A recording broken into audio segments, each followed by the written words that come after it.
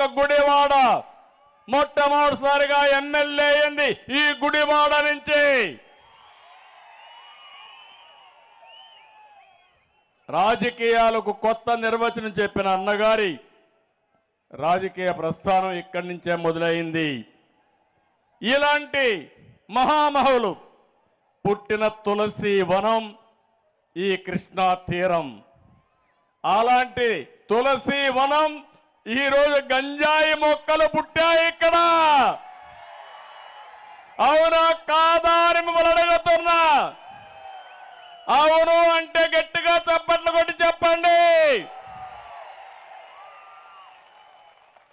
ఈ గంజాయి మొక్కల్ని ఏరేయాలా లేదా అని మిమ్మల్ని అడుగుతున్నా. పవిత్రమైన ఈ మట్టిని మలినం చేస్తున్నారు. అధికారం అంటే బూతులు, దోపిడీ, క్యాసినోలు, పేకాటలు, కబ్జాలు. వింటున్నారా తమ్ముళ్ళు? నిన్న కూడా సంక్రాంతి వచ్చింది. మనకందరికీ సంక్రాంతి కోసం మనం ఊర్లోకి వస్తే ఈ దుర్మార్గులు క్యాసినోలు పెట్టి పేకాట ఆడించి మన దగ్గర డబ్బులు కొట్టేస్తున్నారంటే ఇంకా కొవ్వెక్కి విపరీతంగా మాట్లాడుతున్నారు. ఒకటే చెప్తున్నా, తెలుగుదేశం ఎవ్వరికీ భయపడదు, భయపడే సమస్య లేదు. ఈ రోజు ఉంది, రేపు ఉంది, ఎల్లుండి కూడా ఉంది.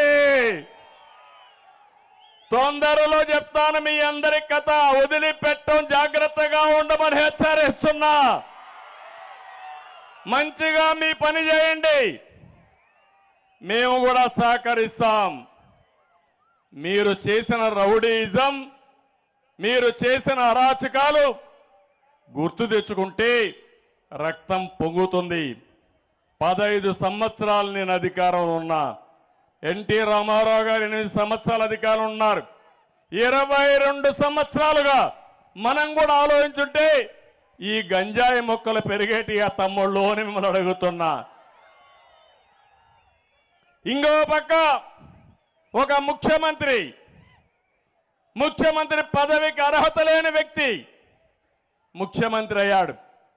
అందుకే చూస్తే బూత్ శ్రీ అయితే ఆయనకి ఎమ్మెల్యే పదవి, బూతు రత్న అయితే ఆయనకు ఎంపీ పదవి, బూతు సామ్రాట్ అయితే అతనికి మంత్రి పదవి.